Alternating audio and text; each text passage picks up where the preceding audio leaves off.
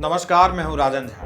बिहार विधानसभा चुनाव से पहले विपक्षी पार्टियां वोटर लिस्ट अपडेट कराने के फैसले का विरोध कर रही हैं। विपक्षी महागठबंधन ने इसे बीजेपी और चुनाव आयोग की साजिश बतलाकर बिहार बंद बुलाया। कई जिलों से बिहार बंद की तस्वीरें सामने आई। जितने भी वीडियो सामने आए उसमें आम लोगों की भागीदारी उतनी नजर नहीं आई जितनी की उम्मीद थी। हिट और फ्लॉप के नजरिए से देखें तो बंद फ्लॉप रहा। थोड़ी सी भीड़ नजर आई जब राहुल गांधी पटना पहुंचे। उनके साथ तेजस्वी यादव थे और नीचे कार्यकर्ताओं व आम लोगों की भीड़। लेकिन यहां पप्पू यादव और कन्हैया कुमार को मंच पर चढ़ने नहीं दिया गया। आगे चलिए, आगे।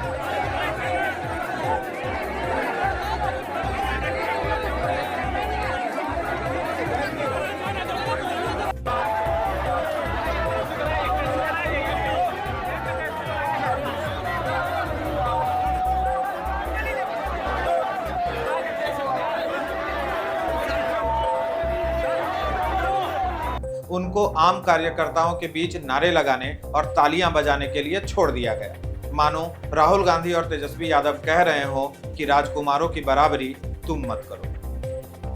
भले ही बिहार बंद में आम लोगों का सहयोग नहीं मिला, लेकिन राजद, कांग्रेस और कम्युनिस्ट कार्यकर्ताओं की बहार थी। पार्टी के मुखिया ने हंगामा करने का अवसर जो दे दिया था। सुबह से ही सड़कों पर हंगामा शुरू हो गया। पटना से लेकर दरभंगा, आरा, कटिहार तक महागठबंधन के कार्यकर्ताओं ने चक्का जाम कर दिया। कहीं ट्रेनें रोकी गईं, कहीं हाईवे जाम किए गए। पटना के आयकर गोलंबर पर तो कांग्रेस कार्यकर्ता सड़क पर चादर बिछाकर लेट गए और बोले कि गाड़ी भी चढ़ जाए तो हम नहीं उठेंगे। वैशाली में आरजेडी के लोग भैंस लेकर प्रदर्शन करने के लिए पहुंचे। छपरा में बिहार बंद के दौरान NH-19 पर राजद और कांग्रेसी कार्यकर्ता क्रिकेट खेलते नजर आए। भागलपुर में एक कांग्रेसी कार्यकर्ता सड़क पर ही लेट गया, जिससे जाम की स्थिति बन गई। मुजफ्फरपुर, भोजपुर समेत कई शहरों में टायर जलाकर कांग्रेस, राजद के कार्यकर्ताओं ने इलेक्शन कमीशन और केंद्र सरकार के खिलाफ प्रदर्शन किया। प्रदर्शन के कारण आम जनता को काफी कठिनाइयों का सामना करना पड़ा।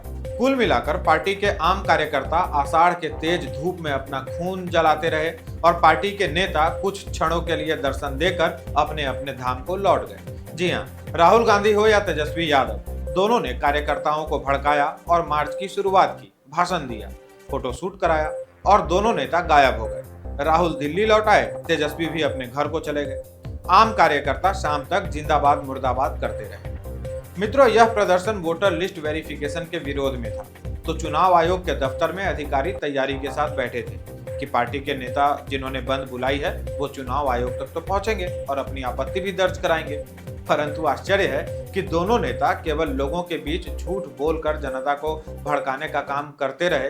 लेकिन उनको क्या आपत्ति है, किस चीज का डर है, चुनाव आयोग क्या गलत कर रहा है, बिहारियों का वोटर लिस्ट से नाम कैसे हट जाएगा, यह सब आपत्ति लेकर आयोग के दफ्तर नहीं पहुंचे। चुनाव आयोग के दफ्तर में अफसर इंतजार करते रह गए कि शायद कोई प्रतिनिधि मंडल आए, लेकिन कोई नहीं पहुंचा। अब क्यों नहीं पहुंचा वह आपको समझना है। इसलिए नहीं पहुंचा क्योंकि उनके दावों में रत्ती भर सच्चाई नहीं।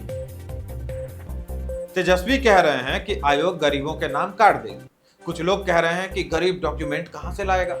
मित्रों, गरीब को जब नौकरी करने के लिए जाना होता है तो उसे सर्टिफिकेट दिखाने होते हैं। आप कंपनी में या कहीं भी संस्था में जाकर के यह नहीं कह सकते कि हम गरीब हैं और हमसे आपने सर्टिफिकेट कैसे मांग लिया। गरीब जब राशन की दुकान पर जाते हैं तो केवल यह कहकर राशन नहीं लेता कि वह गरीब है, उसको राशन कार्ड दिखाना होता है, यह साबित करने के लिए कि जिसको राशन मिल रहा है वह सही व्यक्ति है या नहीं। उसी तरह हर स्थान पर आपको किसी न किसी प्रूफ के जरिए ही अपना पहचान साबित करना होता है। यहाँ आप अपने शासकों को चुनने जा रहे हैं। सोचिए, जो आपके नफे नुकसान के लिए कानून बनाएंगे, योजनाएं बनाएंगे। वोट डालना एक बहुत बड़ी जिम्मेदारी है। इसको ऐसे समझिए कि जो नेता आज वोट मांगने आपके दरवाजे पर पहुंच रहा है, आपका वोट लेकर वो विधायक या सांसद बन जाते हैं और उनका महत्व बढ़ जाता है। उनका यह महत्व आपके एक एक वोट से बढ़ता है। अब सोचिए, आपने जिस नेता को अच्छा समझकर वोट किया, यदि वो इसलिए हार जाए क्योंकि रोहिंग्या बांग्लादेशी घुसपैठियों ने अपने पसंद के नेता को वोट देकर विजयी बना दिया, तो आपका क्या होगा? मैं बतलाता हूं क्या होगा। वो घुसपैठिए आपके हिस्से का राशन खाएंगे, आपके बच्चों की जगह सरकारी स्कूलों में उन्हीं के बच्चे नजर आएंगे, आपको मिलने वाला आवास योजना उनके नाम होता चला जाएगा, देखते देखते उनकी संख्या बढ़ेगी, मस्जिदें बनेंगी, आपराधिक मामले बढ़ेंगे, बहू बेटियों के साथ छेड़खानी और लव जिहाद के मामले सामने आएंगे, हिंदू युवकों पर हमले होंगे, छोटी छोटी बात पर हत्याएं होंगी, हिंदुओं के पर्व त्योहारों पर पत्थरबाजी होगी, सांप्रदायिक दंगे होंगे, फिर आप अपना ही खेत खलिहान घर बार सब छोड़कर वहां से पलायन कर जाएंगे।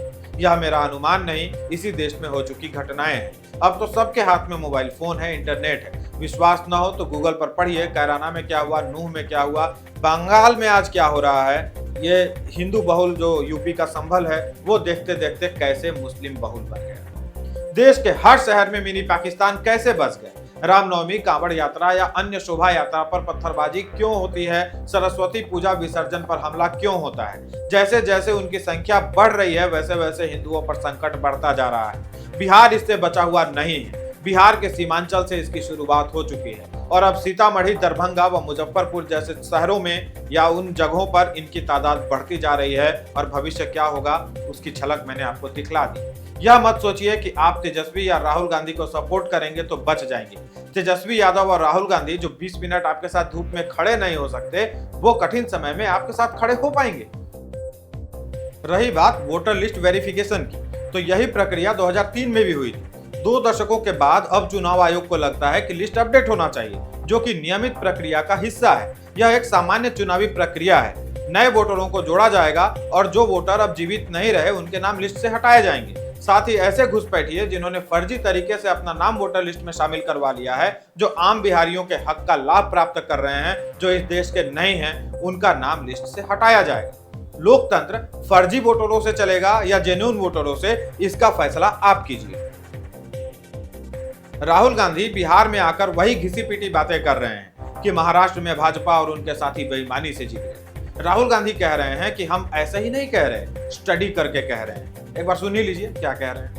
जानते हो, मैं बिना बात को समझे, बिना गहराई में जाकर मैं नहीं बोलता हूं। मैं हिंदुस्तान की जनता को और बिहार की जनता को कह रहा हूं कि महाराष्ट्र का चुनाव चोरी किया गया था और जैसे महाराष्ट्र का चुनाव चोरी किया गया था वैसे ही बिहार का चुनाव चोरी करने की कोशिश की जा रही है।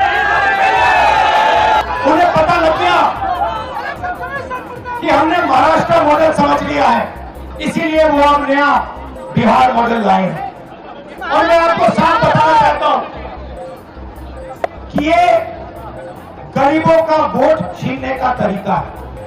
ये और मगर ये इन लोगों को मालूम नहीं है। राहुल गांधी इसलिए आश्चर्यचकित हैं कि लोकसभा चुनाव के बाद हुए विधानसभा चुनाव में 10% मतदाता अधिक कैसे हो गए। ये 10% कहां से आए।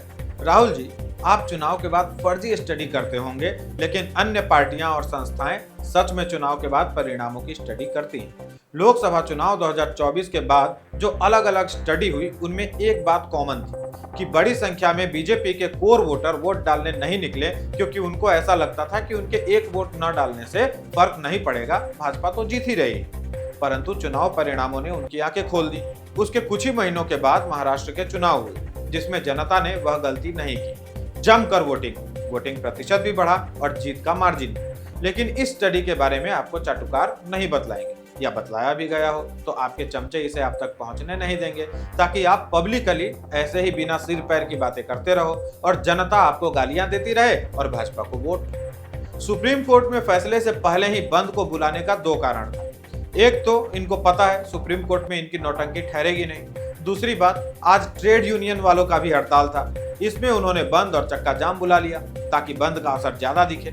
बाकी निश्चिंत रहिए, किसी भी जेन्युइन बिहारी का नाम वोटर लिस्ट से नहीं काटा जाएगा, क्योंकि इसी लिस्ट में वो भी हैं जो बीजेपी और जदयू को सपोर्ट करते हैं या उनको वोट डालते हैं।